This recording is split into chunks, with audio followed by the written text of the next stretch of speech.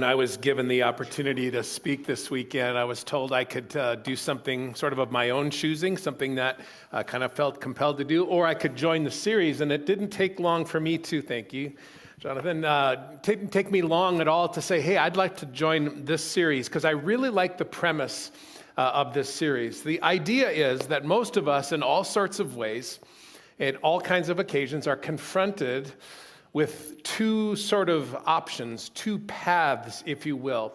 Usually a more well-traveled path or the least or less traveled path.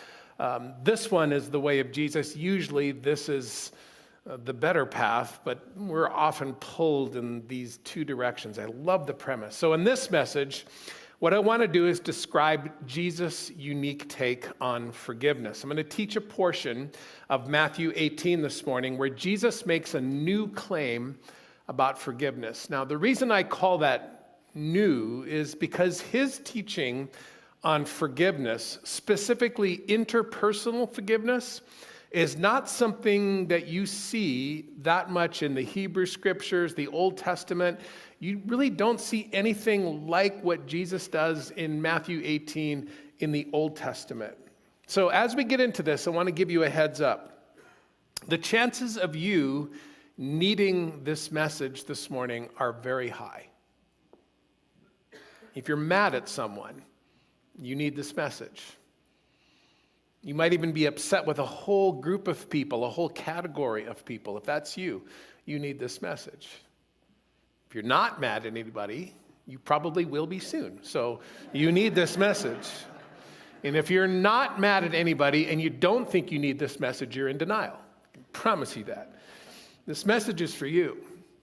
This message is for me. Because the kind of forgiveness that Jesus calls his followers to extend really is a divergent path.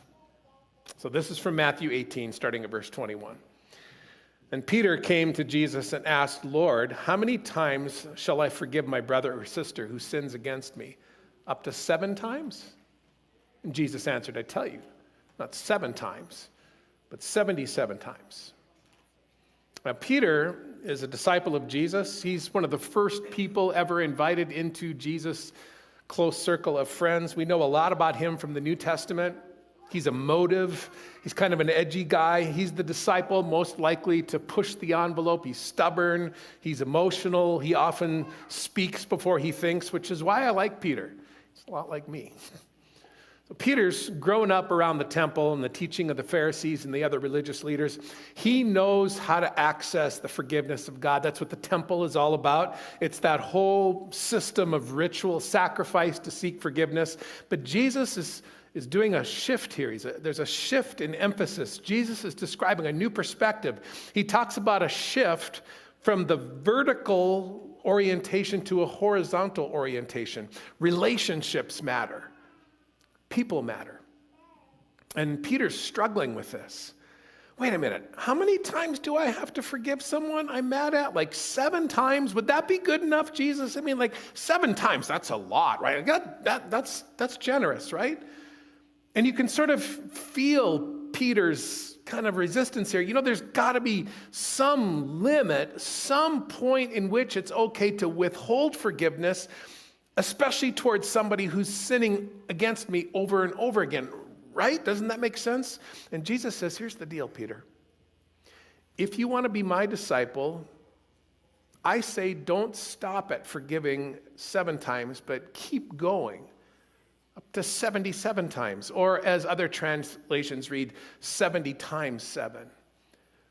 Now, any reputable, decent New Testament scholar will tell you that what Jesus is doing here is not merely upping the limit on the number of times we ought to forgive a repeating offender. Depending on which translation you're looking at, the 77 times or 70 times 7, he's not saying that on the 77th offense or on the 491st hurt, we're free to seek vengeance or shun the brother or sister who's wronged us. What Jesus is doing is obliterating the ceiling on Christian forgiveness. So here's the whole message in 2 short sentences, and I stole this from a pastor named Jonathan Merritt. And it's what I hope you walk out of here thinking about today. The way of Jesus is not the most practical, desired, or cathartic path, but it is an endlessly forgiving one. The way of Jesus is not the most practical, desired, or cathartic path, but it is an endlessly forgiving one. So now let's go back to Matthew 18. And what you're going to see is Jesus punching up his teaching with a story, a parable. When Jesus wants to drive a point deep, he'll oftentimes use an illustration or a story. And this is what he does here. Verse 23. Therefore, the kingdom of heaven is like a king who wanted to settle accounts with his servants. As he began the settlement, a man who owed him 10,000 bags of gold was brought to him. Since he was not able to pay, the master ordered that he and his wife and his children and all that he had be sold to repay the debt. At this, the servant fell on his knees before him. Be patient with me, he begged, and I will pay back everything. The servant's master took pity on him, canceled the debt, and let him go. But when that servant went out, he found one of his fellow servants who owed him 100 silver coins, and he grabbed him and he began to choke him, kind of like Homer and Bart. Pay back what you owe me, he demanded. His fellow servant fell to his knees and begged him, be patient with me, and I'll pay it back. But he refused. Instead, he went off and had the man thrown into prison until he could pay the debt. And when the other servants saw what happened, they were outraged, and they went and told their master everything that had happened. Then the master called the servant in. You wicked servant. I canceled all that debt of yours because you begged me to. Shouldn't you have had mercy on your fellow servant just like I had on you? And in anger, his master handed him over to the jailers to be tortured until he should pay back all that he owed. This is how my heavenly Father will treat each of you unless you forgive your brother or sister from your heart. Does that last line kind of wig you out a little bit? It should. Some people look at that and wonder if Jesus is suggesting that an unforgiving heart leads to eternal punishment. I don't think so. Real quick.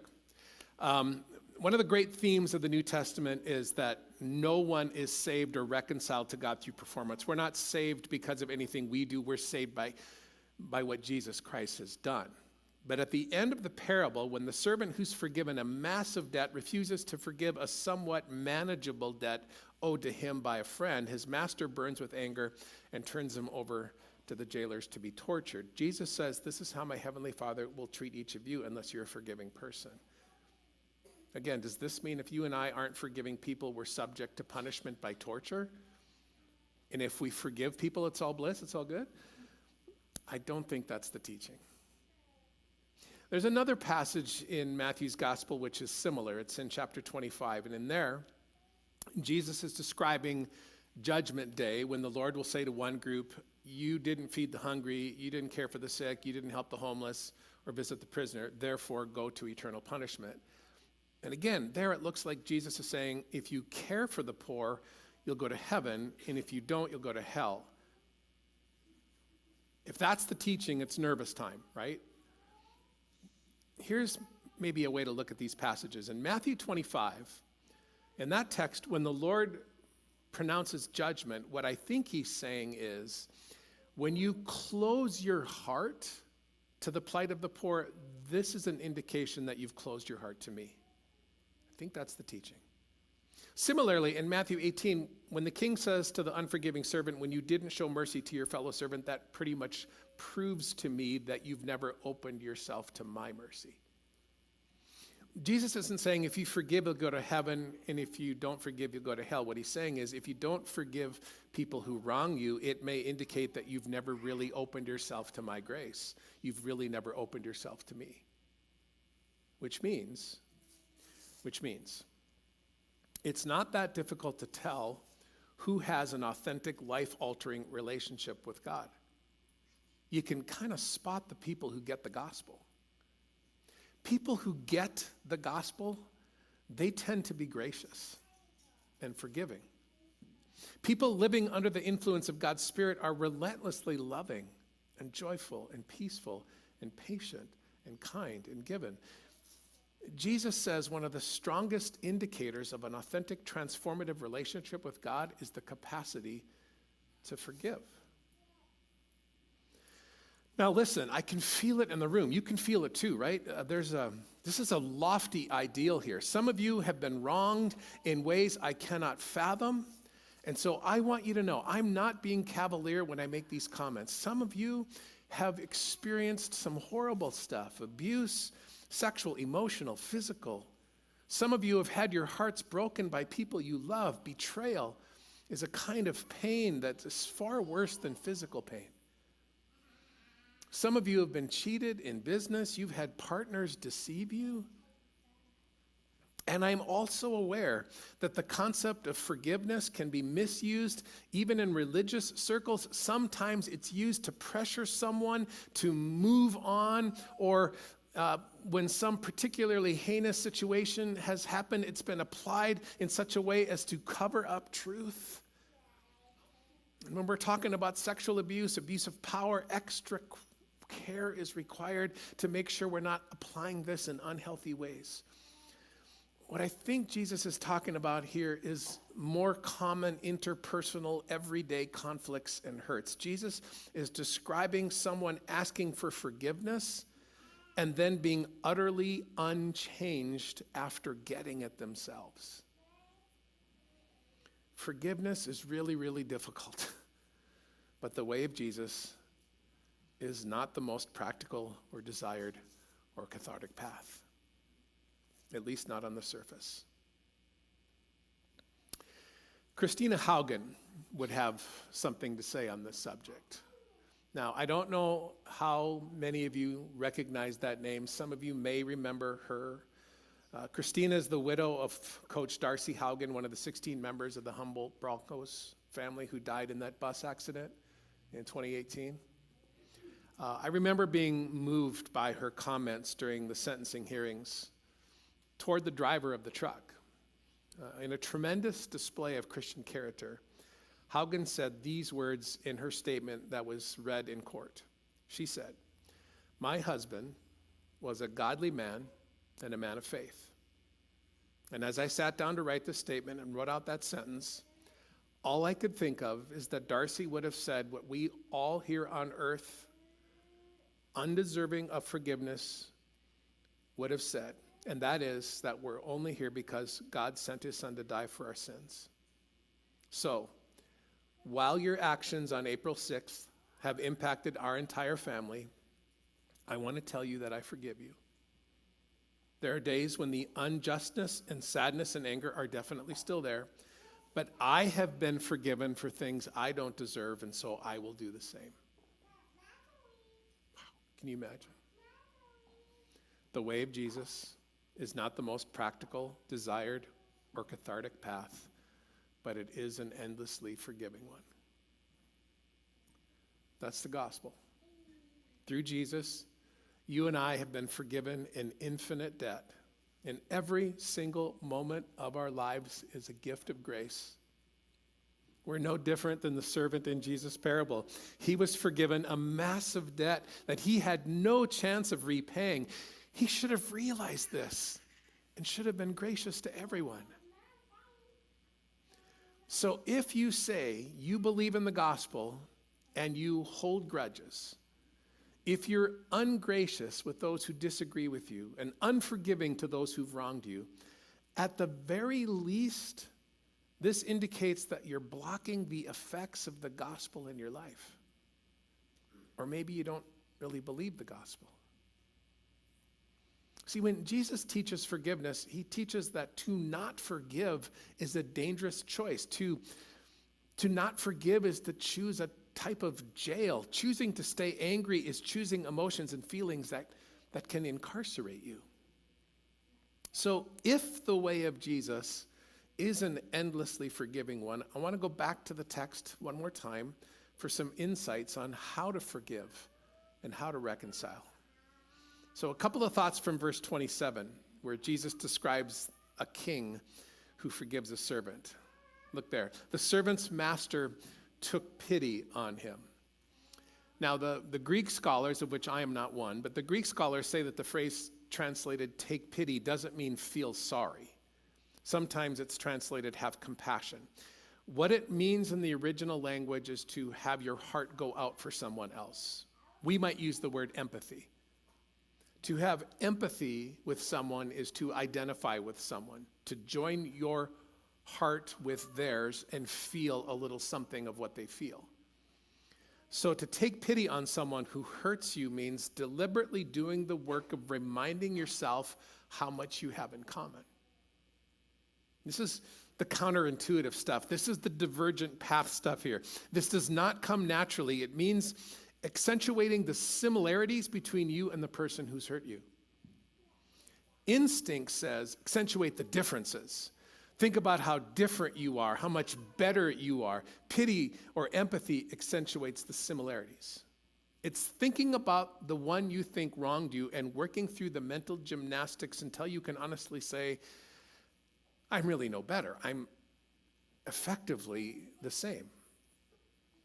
The best way to stay mad at somebody is to dwell on feeling superior to them. And the best way not to feel superior to someone is to admit that even though you may not have committed the exact same wrong, you've inflicted your own hurt in other situations. You're just as much a part of the community of sinners as the person you're mad at. So identify, take pity, empathize. If you don't, you'll be held hostage by your anger. And then the servant's master canceled the debt and let him go. Took pity, canceled the debt. His heart goes out to the servant first, which is how he arrives at a place where he can cancel the debt. Now, the best way to feel the weight of this part is to understand the size of the servant's debt. He owes the king a massive amount. The NIV translated 10,000 bags of gold. Other translations say 10,000 talents.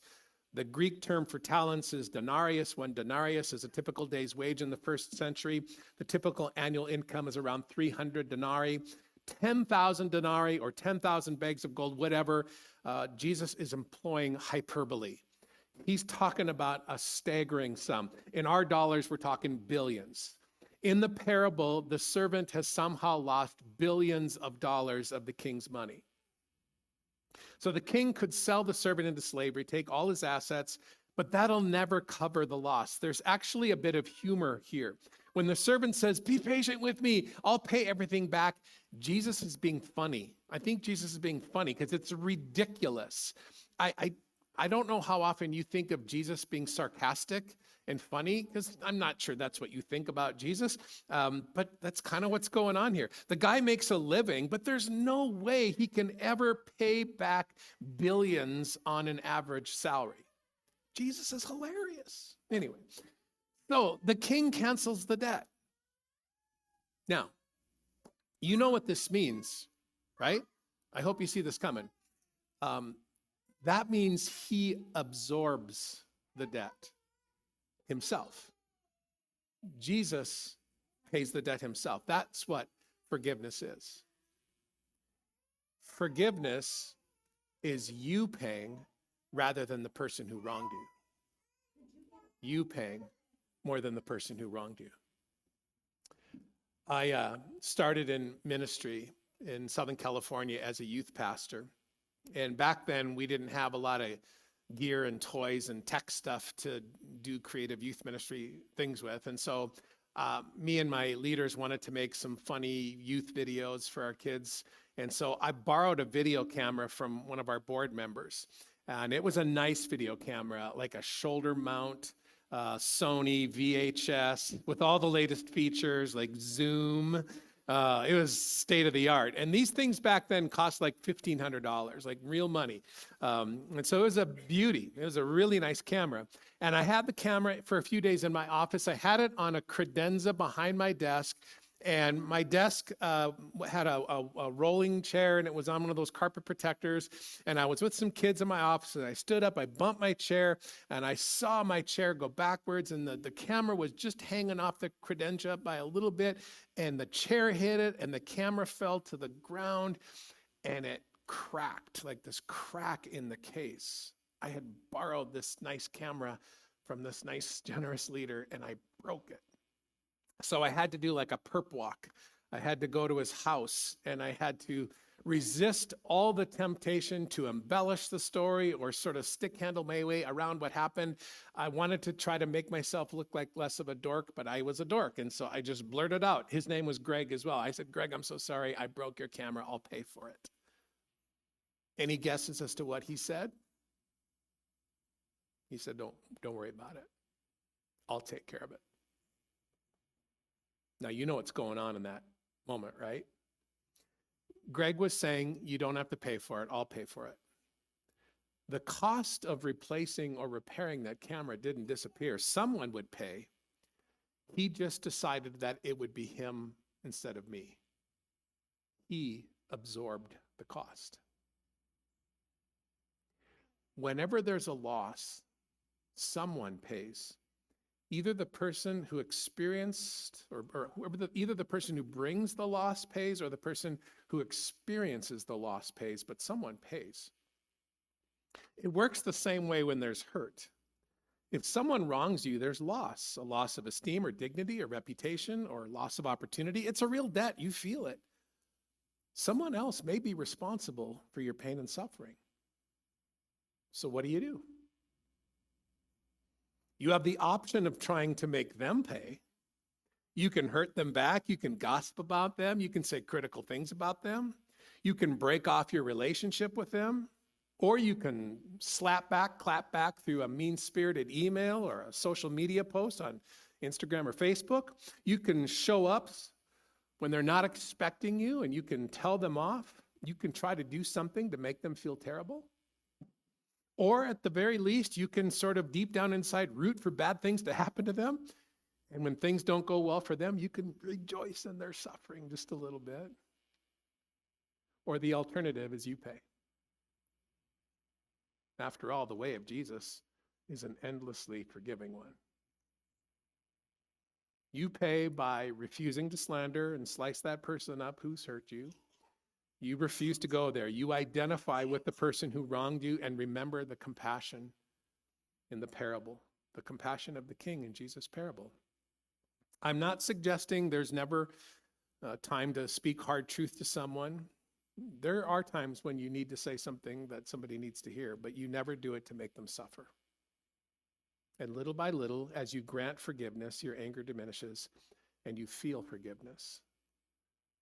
That sentence is not original with me. I heard it a long time ago. I'm still not sure I remember where I first heard it, but it may be one of the wisest things I've ever heard. If you grant forgiveness in time, you'll feel forgiveness. This is how forgiveness works. Usually you grant it before you feel it. Most people think you have to feel it before you can grant it, but if you wait until you feel it to grant it, you probably won't grant it, which is why it imprisons sometimes. Forgiveness costs. It's a form of suffering. It always is. It's a form of suffering because you're paying the debt rather than the person who wronged you. And that'll often hurt. But the good news is your heart will soften instead of harden. In our parable, the servant digs himself a huge hole. His missteps create a level of debt far beyond his capacity to repay, but the king lets him go. At the risk of the kingdom, the king forgives and absorbs the debt himself. Now, critical thinkers, those who really sit thoughtfully in texts like this, have a couple different reactions. Well, listen, if the servant is just a doofus, if he's just made a bunch of massive mistakes, we sort of like that forgiveness is granted. We're relieved even because we're all doofuses in our own way. And so we all make massive mistakes, errors in judgment, that sort of thing. So thank God for his mercy. We all need it, right? But in our parable, the guy's more than incompetent. He's got no character. You would think he would be ecstatic about the king's grace, humbled and gracious. But the very next person he runs into is a fellow servant who owes him some money. And it's not a small amount, but it's not a massive amount. It's manageable. It's possible. But he jumps on the guy and starts choking him out before he has a chance to beg for mercy. The servant who's just been forgiven an unforgivable sum, moments later sees a friend who owes him a small debt, and he attacks him and demands repayment. The forgiven one isn't forgiving. And so now the king knows what kind of character he's dealing with. He's corrupt, which is why he goes back to seek justice. So this is a critical choice point in the text as we try to apply this, because sometimes, just like you're trying to extend forgiveness, a thought like this will occur to you. Hey, if I forgive this person, what's going to stop them from doing it again? Maybe for the sake of the next person, I should call them out publicly. I should warn other people about them. For God's sake and for justice's sake, someone needs to stop them. You want to be careful with this line of reasoning. Be very wary about pursuing justice, because in reality, you might be seeking vengeance.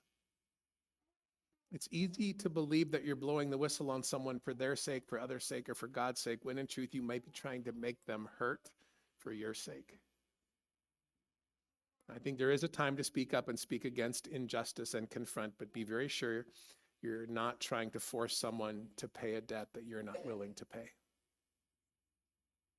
Forgiveness is granted first. Forgiveness is granted as an act of the will, oftentimes before it's felt.